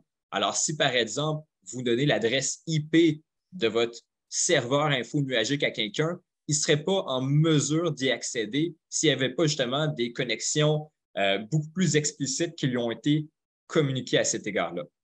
Pareillement, on l'a dit, votre ordinateur peut être infecté par un virus, un keylogger, un trojan ou autre. Le point, c'est de dire qu'il faudrait que votre serveur aussi soit protégé parce que votre serveur, en réalité, pourrait directement communiquer avec la base de données. Donc, c'est beaucoup plus de danger. Donc, l'important d'avoir un bon pare-feu. Idéalement, on a aussi ce qu'on appelle un journal des entrées. Le journal des entrées, c'est aussi dit un log. Donc, ça permet vraiment d'avoir un registre de toutes les interactions qu'il y a eu à travers le serveur. Ça peut être une connexion, une déconnexion, ça peut être un read, un update. Est-ce que j'ai accédé à telle information, j'ai téléchargé tel fichier, j'ai fait une modification? On va y revenir, mais l'idée, c'est qu'on veut pouvoir vraiment avoir un registre rétroactif, idéalement le plus loin qu'on peut mettre dans des archives. Comme ça, si en rétrospective, on réalise qu'il y a 3 mois, il y a un incident de confidentialité, on va être encore plus apte à tracer quels ont été les impacts et qui pouvaient potentiellement être aussi impliqués dans ces actes. Puis, finalement, on a aussi ce qu'on appelle l'autorisation à double facteur. Je vous dirais que ça devient beaucoup plus une norme de nos jours. L'autorisation à double facteur, c'est lorsque vous connectez à votre site web, votre ordinateur, peu importe le service, et vous recevez en parallèle un code sur un appareil autre, donc par exemple votre mobile, qui vous permet d'assurer que c'est vraiment vous qui vous connectez. Parce que comme on l'a dit, si quelqu'un, par malheur, obtenait votre mot de passe, vous ne voudriez pas que ça soit une fin en soi. Donc, avoir un second appareil qui est vraiment en votre possession puis qui différencie votre identité en ligne permet de s'assurer que vous allez avoir cette sécurité. Donc, on peut y aller pour la prochaine. Je pense que c'était une bonne transition. Donc, rapidement, on a parlé des différents aspects. Donc, on avait dit input, output, transformation, storage. Je veux quand même les passer rapidement. Donc, l'idée, c'est qu'un input, comment les sécuriser? C'est d'authentifier la provenance de l'information. Alors, comme on le sait, si c'est un humain lambda qui rentre l'information versus si c'est une tierce partie automatisée versus un de nos employés, en réalité, il faudrait qu'il y ait des mécanismes de validation différents. Alors, la personne, par exemple, qui va rentrer un formulaire en ligne pourrait faire des attaques, en effet, en faisant certaines commandes avancées. De nos jours, la plupart des formulaires ont directement des protections qui existent afin de bloquer ces attaques-là. Mais l'idée, c'est qu'on ne doit jamais faire confiance au input. Le système doit toujours effectuer des validations additionnelles pour s'assurer que ça ne crée pas de failles technologiques et aussi en même temps que ça ne corrompt pas l'information actuelle due à un format qui est erroné ou non souhaitable pour notre système. De la même façon, on doit assurer la validité des permissions parce que oui, mon employé pourrait rentrer, par exemple, l'adresse ou la nouvelle adresse d'une commande, mais la réalité, c'est que je ne voudrais pas qu'une personne tierce puisse changer les informations ou rajouter une commande au nom de quelqu'un d'autre. Alors, assurer que les permissions sont attribuées aux bonnes personnes et que ce n'est pas parce que notre input est sécurisé que tout le monde peut entrer l'information. C'est un point important pour valider, encore une fois, l'intégrité des données. Donc, ça, c'est pour les inputs. Au niveau du storage, quelques grands points à aborder. Premièrement, vous devez le savoir, mais lorsque vous avez du storage, surtout qui est info nuagique, c'est toujours important d'utiliser des services éprouvés. Généralement, il y a beaucoup de normes ISO dans le domaine. Vous allez le voir, il y a des grands services, AWS, service Azure. Il y a beaucoup de grands noms, mais il y a aussi d'autres types de centres de données qui sont très adéquats et qui respectent des normes. Mais lorsque vous allez au-delà des grands noms, puis même si c'est le cas, je vous conseille toujours de faire un certain audit concernant les normes qui sont respectées parce que c'est vous qui êtes responsable des données qui sont storées là, même si eux aussi ont un engagement envers vous. De la même façon, généralement, ce n'est pas possible d'encrypter toutes les données. Alors oui, le serveur peut être encrypté pour se connecter, mais la réalité, c'est que si mon nom, Patrick Vigent ou Patrick Claude Caron, est enregistré dans la base de données et qu'on veut y accéder, ce ne sera pas possible nécessairement de l'encrypter, à moins qu'on ait une clé de désencryption. Alors, le concept d'être raisonnable et pragmatique s'applique très bien parce qu'on veut venir encrypter les données les plus sensibles. L'exemple typique serait un mot de passe qu'on n'a jamais besoin d'accéder en clair. Donc, si mon mot de passe, c'est secret 1, 2, 3, très bon exemple de mauvais mot de passe. Donc, si c'est secret 1, 2, 3, je n'ai pas besoin d'enregistrer secret 1, 2, 3 dans la base de données. J'ai seulement enregistré sa version encryptée et à chaque fois qu'une personne va se connecter, je vais comparer la version encryptée avec la version encryptée de ce qu'elle m'a envoyé. Donc, je ne saurai jamais le vrai mot de passe. Je vais seulement être en mesure de dire s'il a rentré le bon mot de passe. Et c'est deux nuances très importantes à comprendre. Puis, deux grands points aussi qui sont importants. Premièrement, c'est le fait que la donnée non pertinente ou non utilisée, la façon la plus sécuritaire de la gérer, c'est tout simplement qu'elle n'existe pas. C'est difficile d'avoir une fuite de données sur quelque chose qui n'existe pas.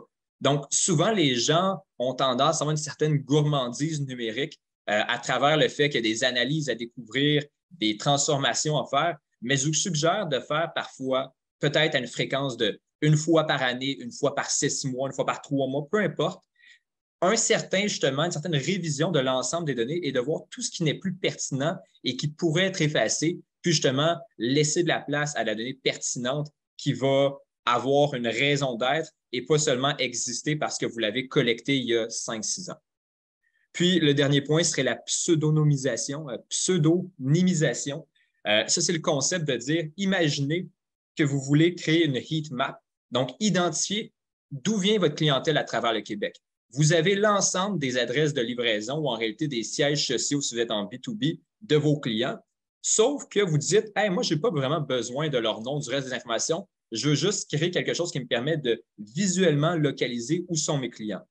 La réalité, c'est qu'au lieu de dire que, par exemple, on a soudainement Joe Smith qui est situé à Laval à tel endroit, on pourrait dire qu'on a le client 157 277. Donc, soudainement, ce qu'on peut faire, c'est enlever l'ensemble des informations qui sont sensibles et personnelles, leur attribuer des données anonymisées pour les répertorier, donc soit des chaînes de caractères, soit des longs chiffres, et ensuite seulement garder les données pertinentes pour établir les statistiques. Donc, on vient anonymiser les résultats et surtout diminuer les risques car une faille de données par rapport à ça. Puis, finalement, la présentation aujourd'hui est vraiment plus axée sur le cloud, l'info nuagique, mais c'est important de se dire que même lorsqu'on est on-premise, qu'on a des installations physiques de serveurs, il y a aussi des failles de sécurité et souvent aussi des gestions physiques et logistiques à faire. Donc, par exemple, clés, des mots de passe, qui a accès à la salle, est-ce que la salle a comme quelques endroits, quelques personnes qui peuvent accéder. Donc, un lot de gestion supplémentaire souvent lorsque des installations physiques. Donc, on peut passer à la prochaine diapositive. Donc, il reste juste les intégrations et les accès.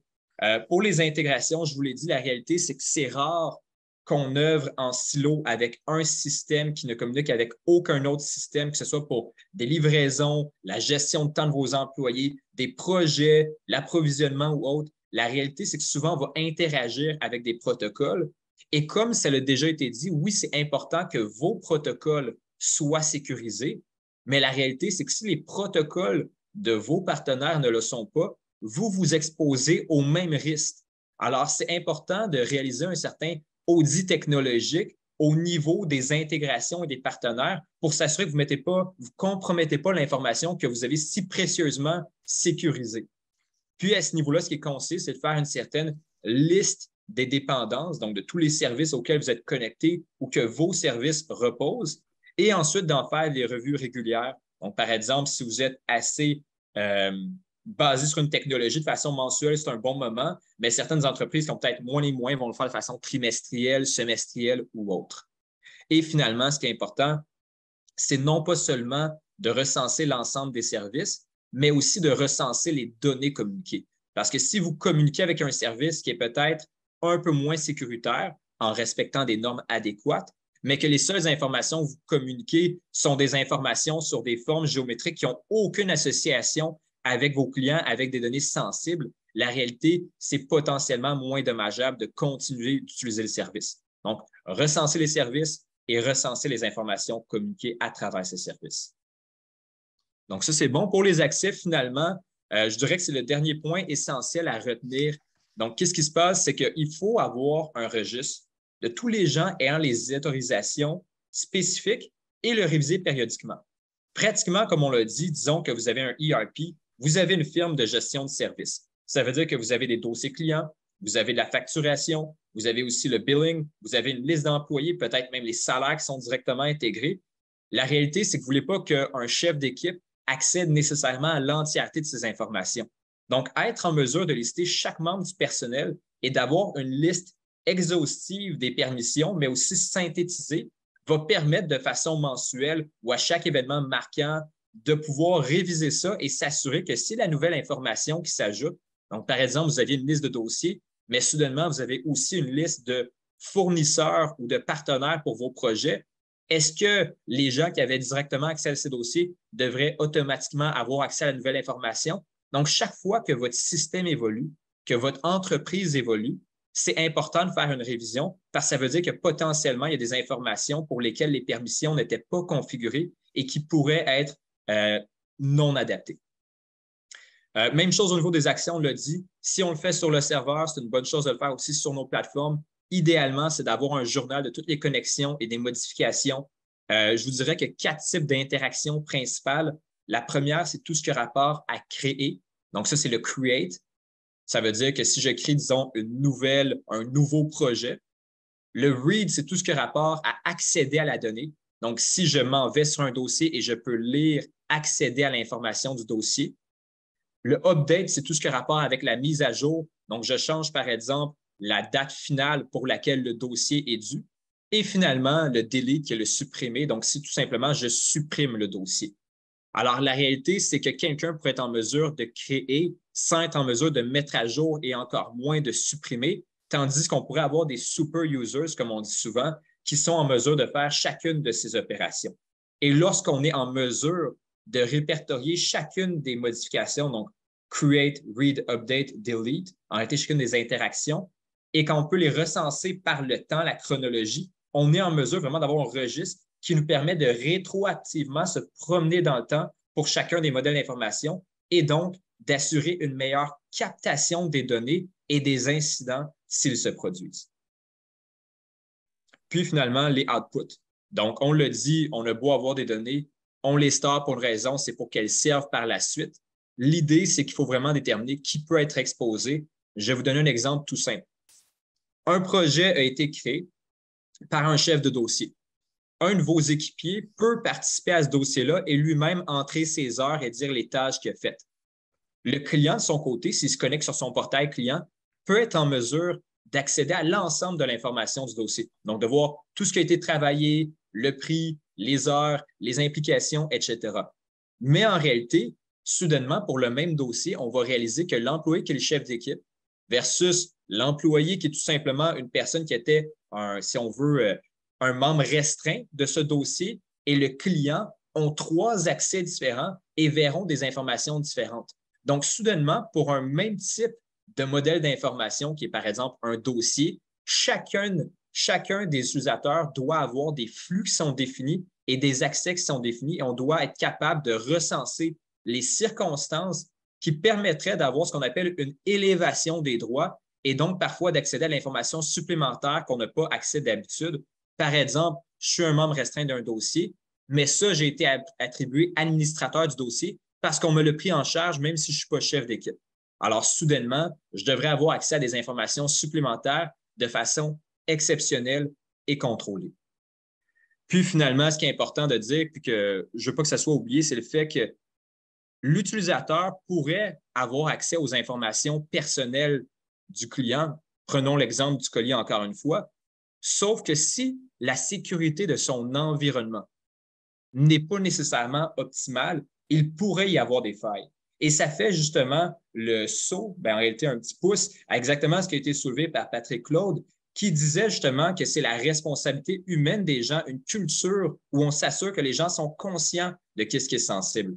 Alors, dans ce cas-là, ce qui se passerait, c'est que la personne devrait elle-même avoir des antivirus, avoir un password manager, s'assurer que c'est un Wi-Fi sécurisé. Donc, ça touche tout le monde qui a accès à l'information, le output, devrait prendre les mêmes bonnes mesures que vous instaurez à l'intérieur de votre entreprise.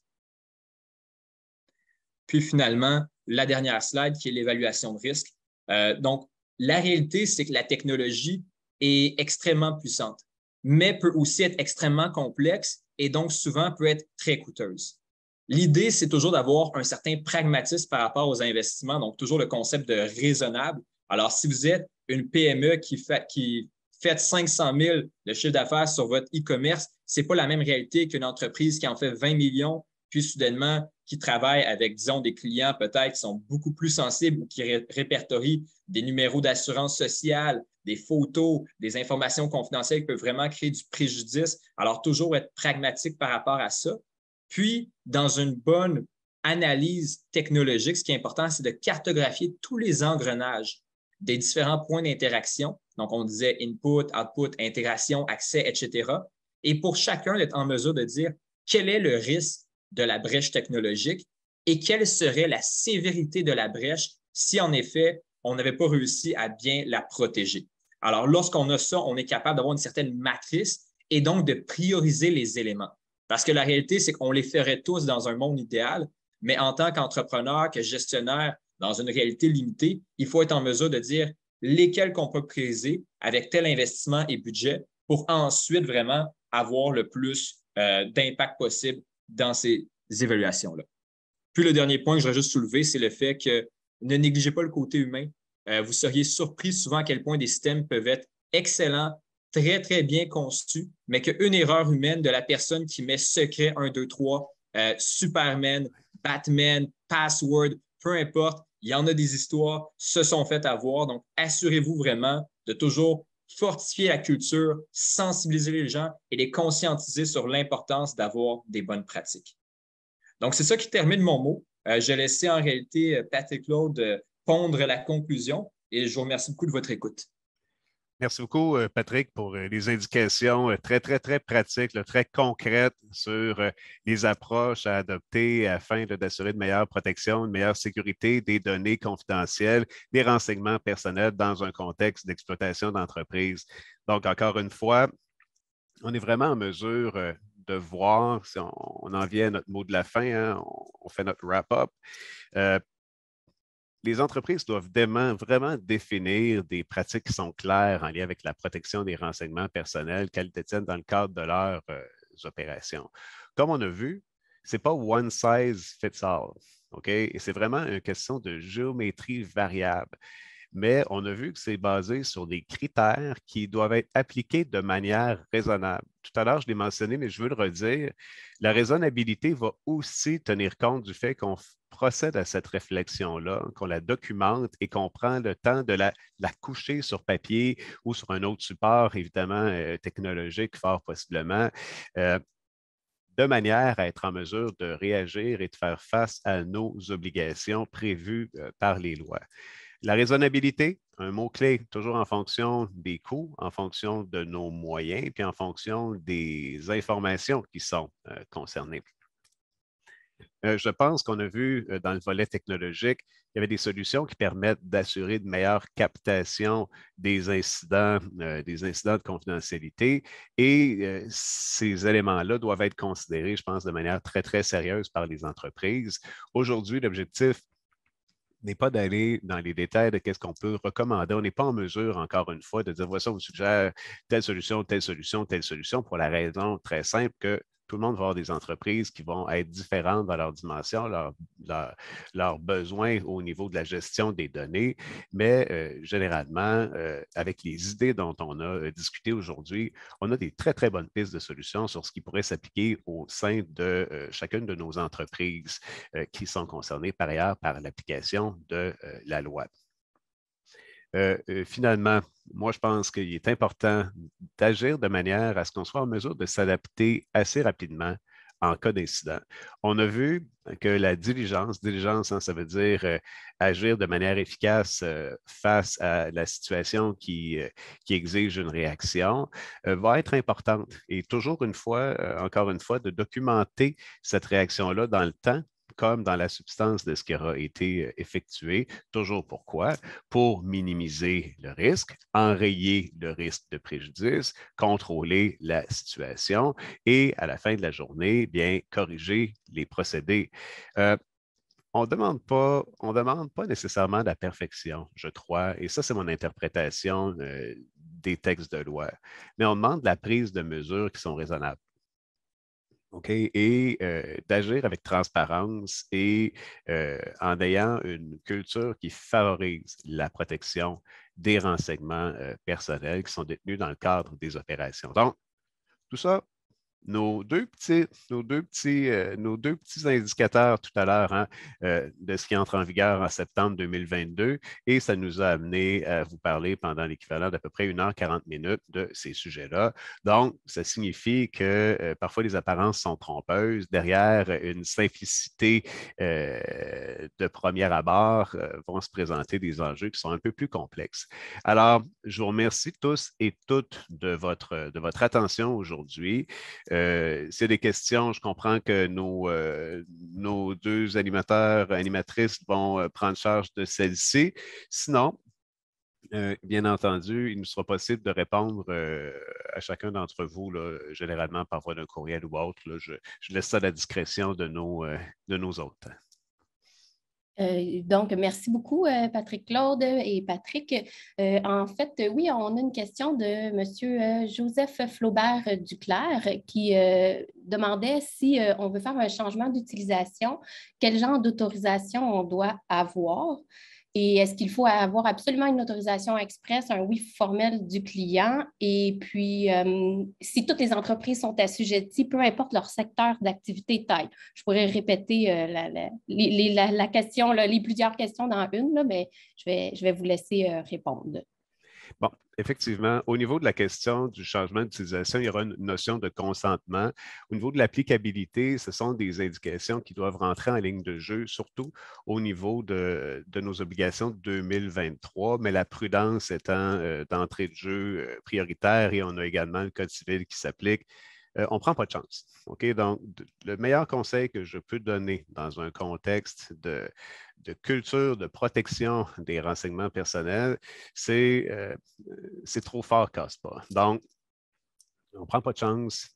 Si on a une impression que l'on doit procéder à un changement d'utilisation, on veut utiliser l'information à une fin autre que celle pour laquelle l'information a été communiquée par la personne concernée, la prudence voudra qu'on demande une forme de consentement à cet effet-là. Bien entendu, il y a toujours une notion d'aspect pratico-pratique, mais le tout va entrer en considération doit être sous-pesé, si je peux dire, en fonction de la quantité des données qui feront l'objet d'un changement d'utilisation, notamment, et puis de la finalité d'utilisation des données de la manière dont ils ont été communiqués initialement. Donc, c'est le mieux que je peux vous mentionner, la prudence est de mise.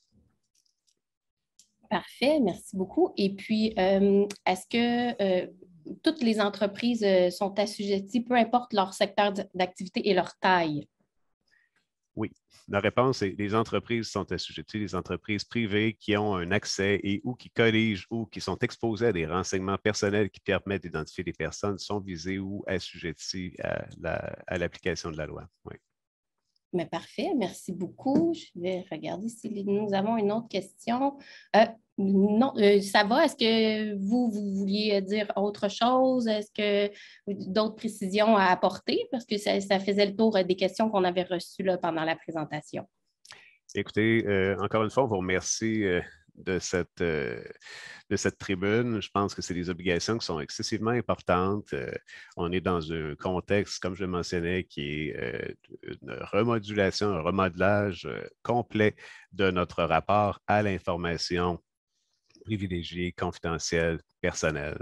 Donc, je crois que si je peux me permettre un dernier petit conseil pratique, je vais vraiment inviter les gens à prendre connaissance de la version administrative de cette loi-là que l'on peut trouver sur le site web de la Commission d'accès à l'information. Okay? C'est vraiment un texte important. C'est un texte qui est incontournable, à peu près du même niveau d'incontournable qu'un code civil, par exemple, dans le cadre de la gouverne et de la conduite qui doit être préconisée dans un contexte de protection des renseignements personnels. Donc, je vous invite à faire cette lecture-là. C'est un must parce que les obligations sont tout de même importantes. Comme on le voit, les sanctions en cas de défaut peuvent être sévères et je pense que c'est tout simplement nul n'est censé ignorer la loi. Hein. Alors, je vous remercie beaucoup tous et toutes de votre attention. Je vais vous souhaiter une très bonne fin de journée. Bien, merci beaucoup à vous. Et puis, la formation d'aujourd'hui va être disponible aussi en rediffusion, comme elle a été enregistrée dans les jours à venir. Donc, merci à tous et je vous souhaite une belle fin de journée. Merci beaucoup. Au revoir. Merci. Au revoir. Merci à tous.